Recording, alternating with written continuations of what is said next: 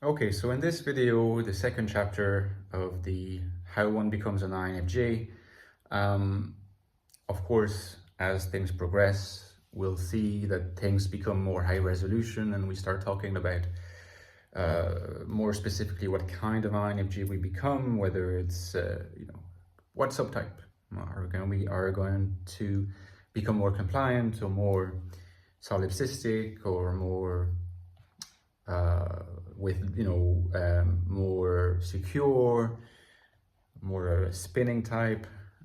All these will be determined somewhat later, but the determination of those subtypes is already taking place.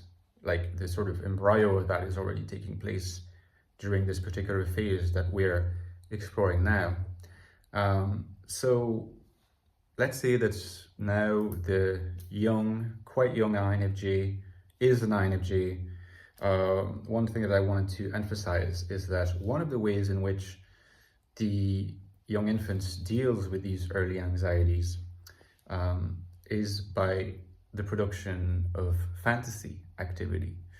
And we think that we have fantasies all the time. They are a remnant of extremely intense, much more prevalent and pervasive fantasy production that happens in the early years of life, partly according to psychoanalysis anyway, to deal with these early anxieties about separation. Because separation from the maternal figure in particular means that the threat of death is looming by not being fed.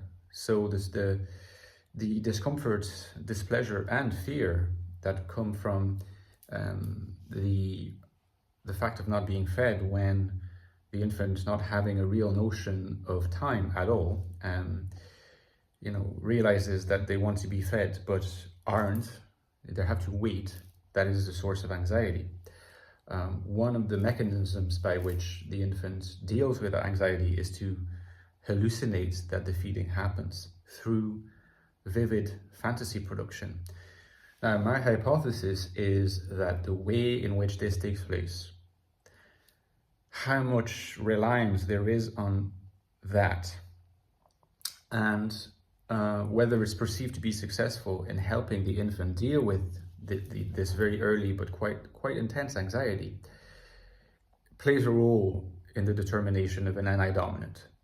Because it seems to me that of all the types, the type that seems to be most in later life influenced and determined still in their psychic structure by the presence of fantasying is the anti-dominant.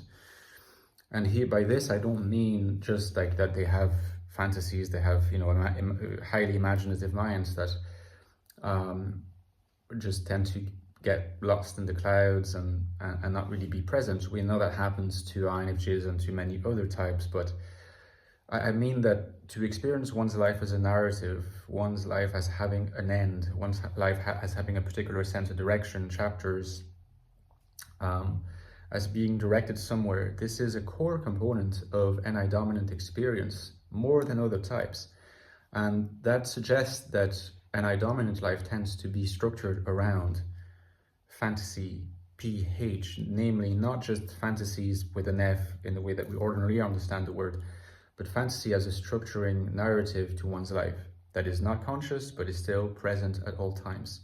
That seems to me that it's interesting to think that it could be linked to a particular mode of reliance on early infant fantasy to deal with these anxieties, the early pre-separation death anxieties that I talked about when an infant. I think that if those were extensively relied upon and those turned out to be very successful at decreasing the level of anxiety, I think that in interaction with nature, in interaction with genetic endowment,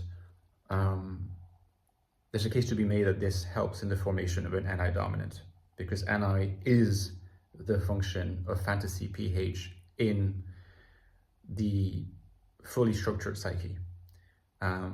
It's more, the fantasy PH is more prevalent more pervasive in terms of determining the personality of an NI dominant than any other type. And I think that it happens between 0 and 1 years of life, basically. So obviously an absolute conjecture, nothing more than that, but maybe worth discussing.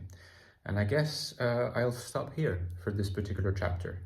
See you in the next video, guys. Give me a like if you enjoyed the video. Don't forget to support me on Patreon. Need you more than ever. Could not do it without you. For a small amount every month or every year, you get access to my Discord server, the Fourfold, as well as a bonus video every 2-3 weeks.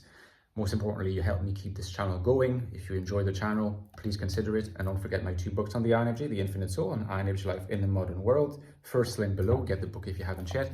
Definitely get this one too, The Ecstatic Soul on the INFJ Mind, still the deepest work on this topic to date. See you tomorrow, guys, for the next chapter. Take care.